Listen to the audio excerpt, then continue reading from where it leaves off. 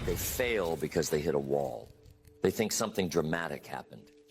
Burnout, pressure, a crisis. But in most cases, that's not what took them out. You want to know what really did it? Boredom. They got bored. The process got repetitive. The progress got slow. The days started to feel the same. And instead of staying with it, they walked away. Not because it was too hard, but because it stopped being exciting. You see, success isn't always dramatic. It isn't always inspiring. Most of the time, it's not even that interesting. It's waking up and doing the work, even when the work feels ordinary. It's repeating the same fundamentals long after the newness has worn off. And it's in those moments when things get quiet, when things get dull, that your future is being decided. I used to think boredom was a signal to change direction. If it wasn't thrilling, I assumed something was wrong. But what I've learned over the years is this: boredom is part of the process. It's not a sign to quit.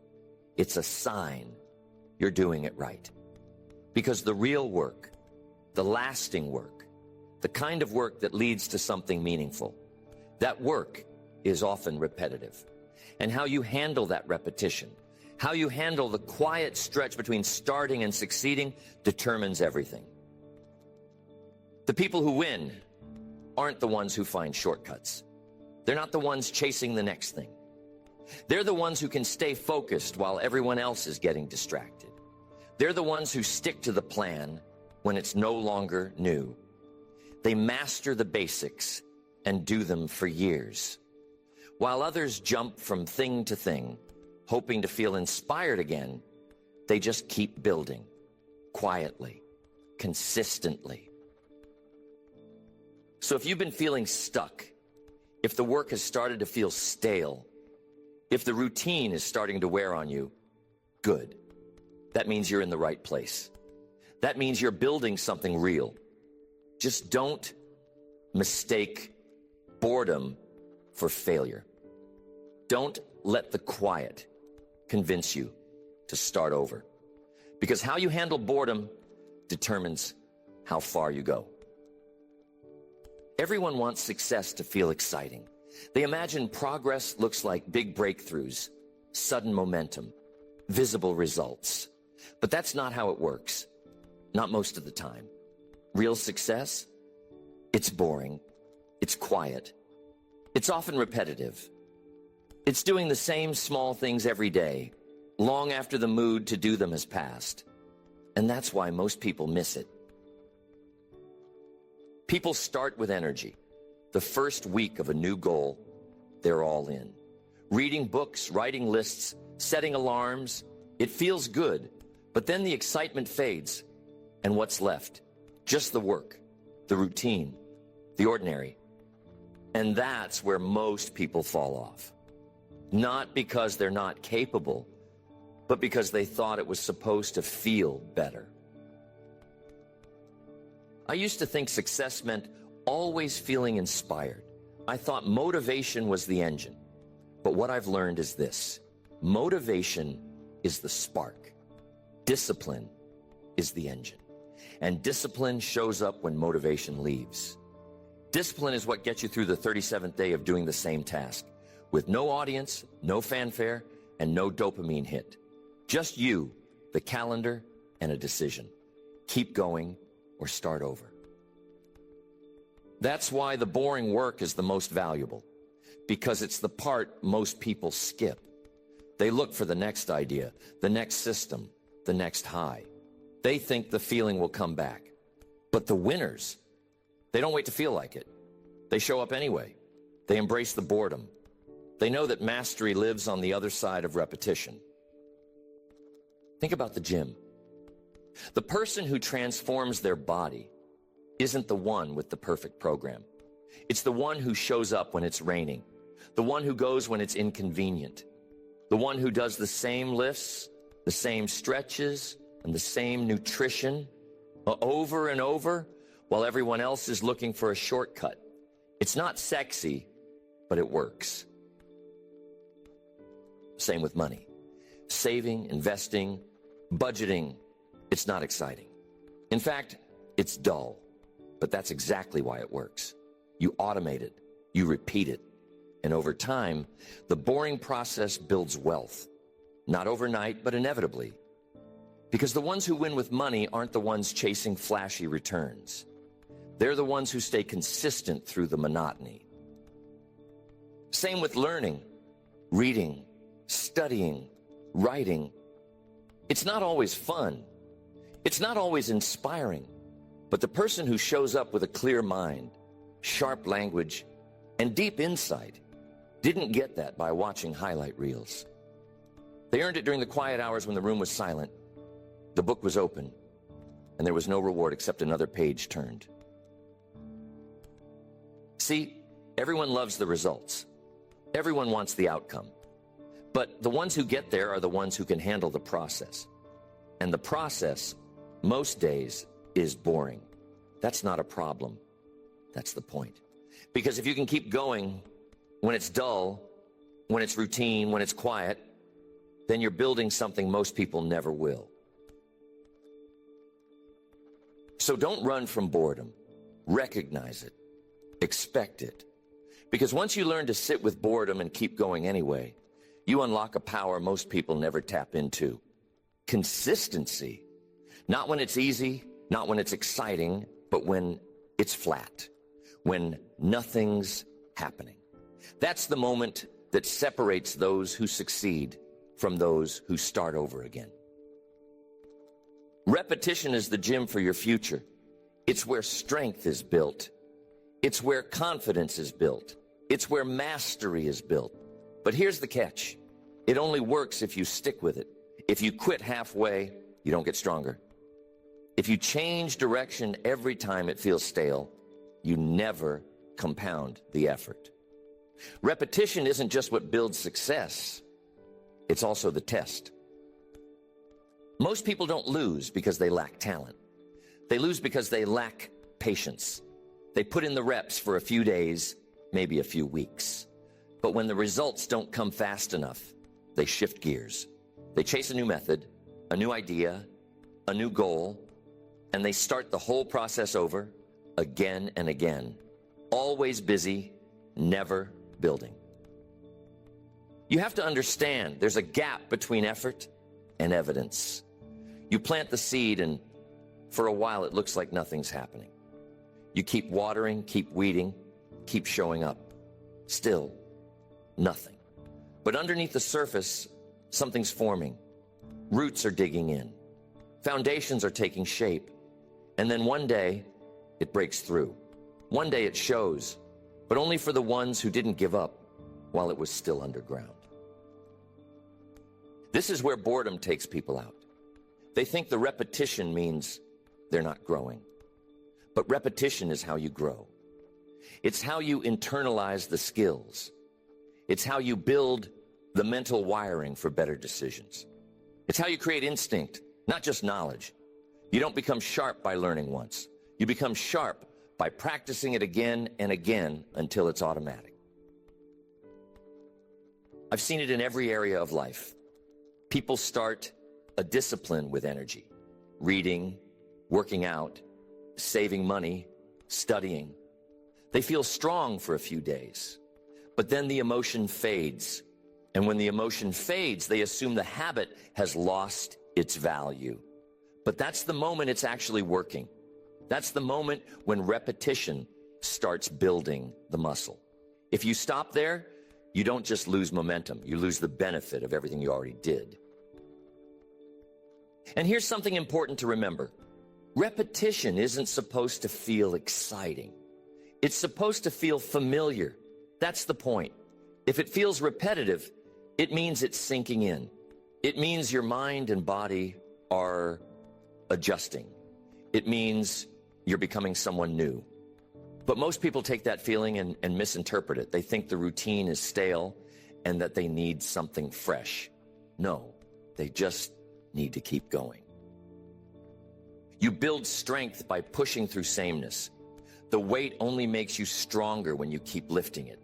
The words only sharpen your thinking when you keep reading them. The routines only become powerful when you've done them enough times that they run on their own. That's what repetition does. It creates rhythm.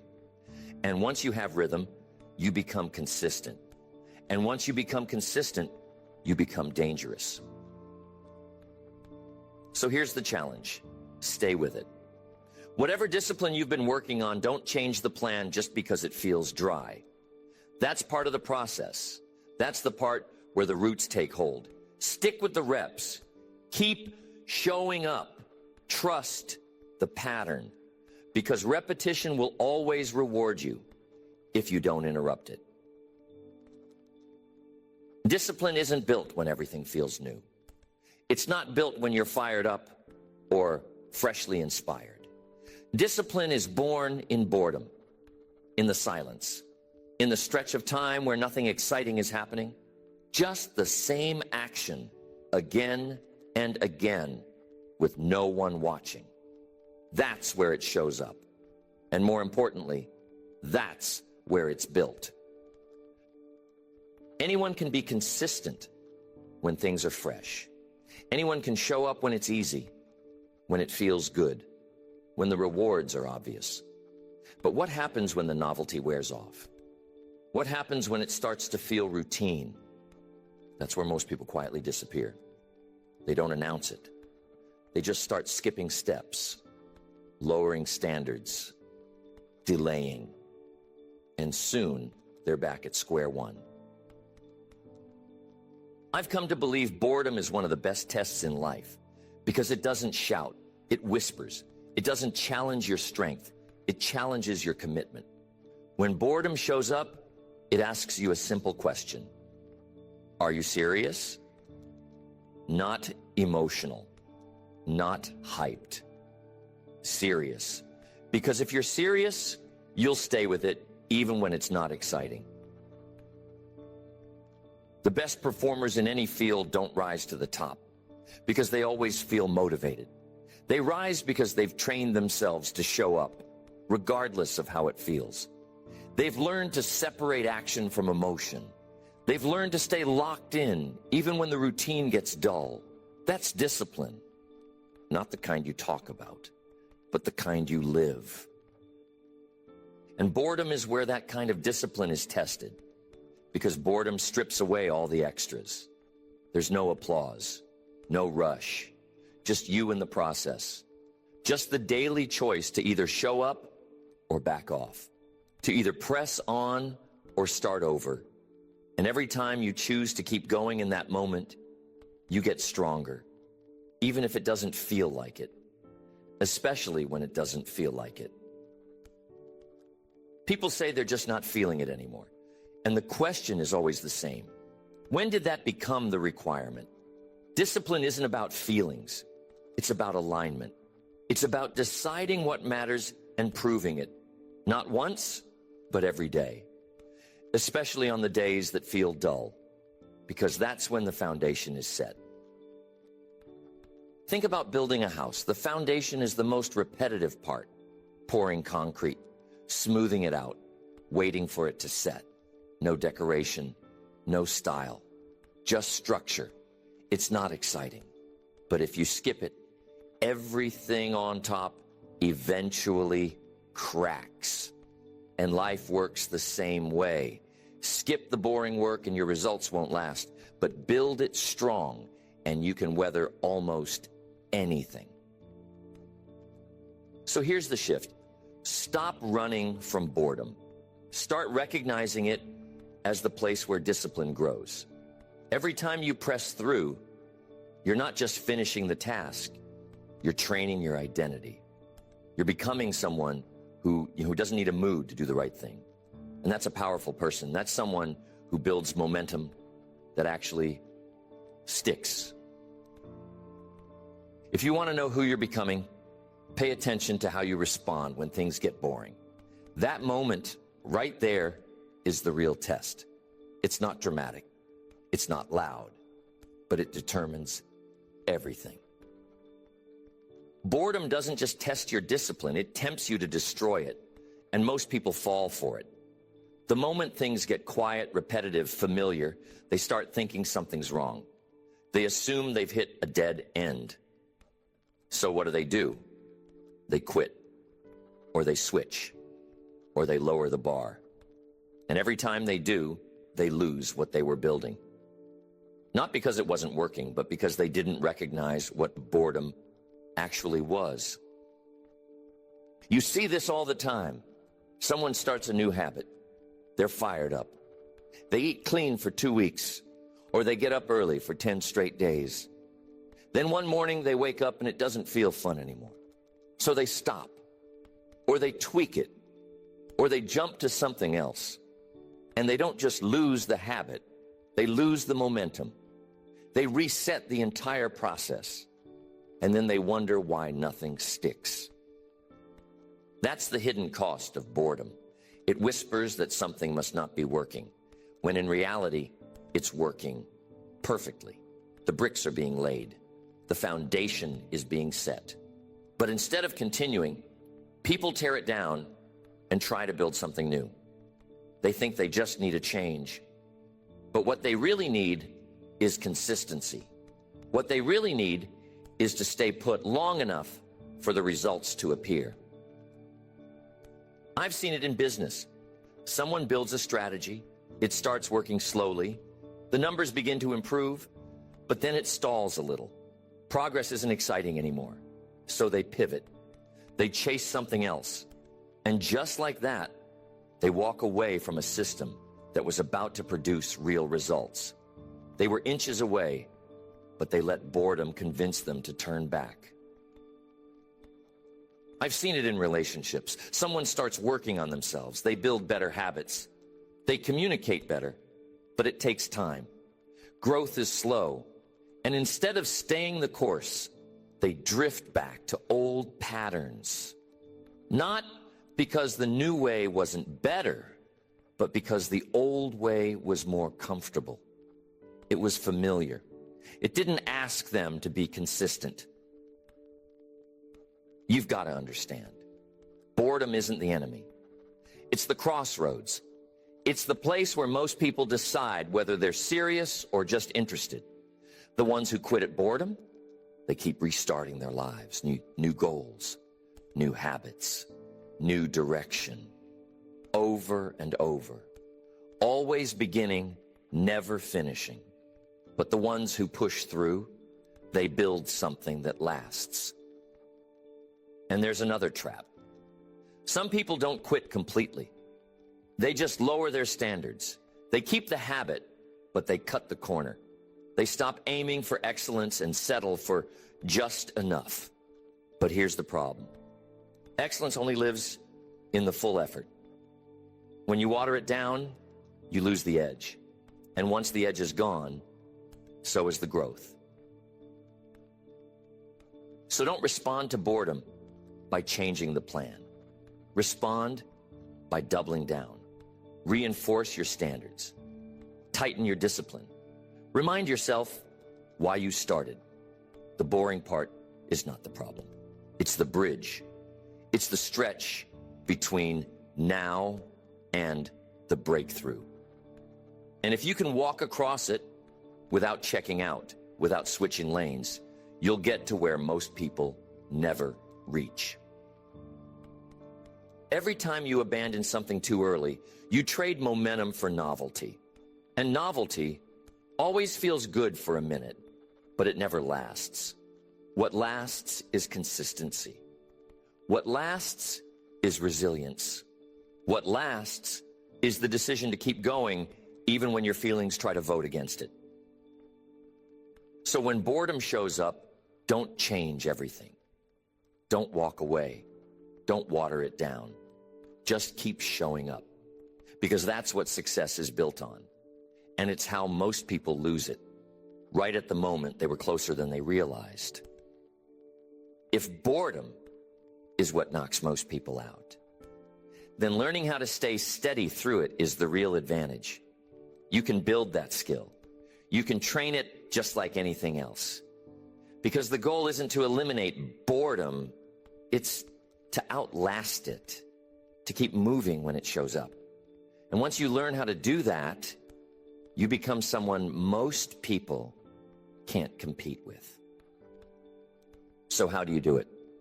How do you stay consistent when the work feels repetitive? When the habit starts to feel flat? You simplify. You remove the guesswork. You don't try to make it exciting. You make it automatic. Set a system that doesn't rely on how you feel. Decide ahead of time what happens each day, and then just follow through. It's not about intensity. It's about structure. Make it non-negotiable. You don't brush your teeth because it's exciting. You do it because it's part of your life. Same thing with discipline. You build it into your identity. You stop asking whether you feel like it today, and you start telling yourself, this is just what you do. That shift in language changes everything. It moves you from trying to deciding. Next, narrow your focus. Boredom creeps in when you're looking too far ahead, constantly wondering whether it's working yet or when it will pay off.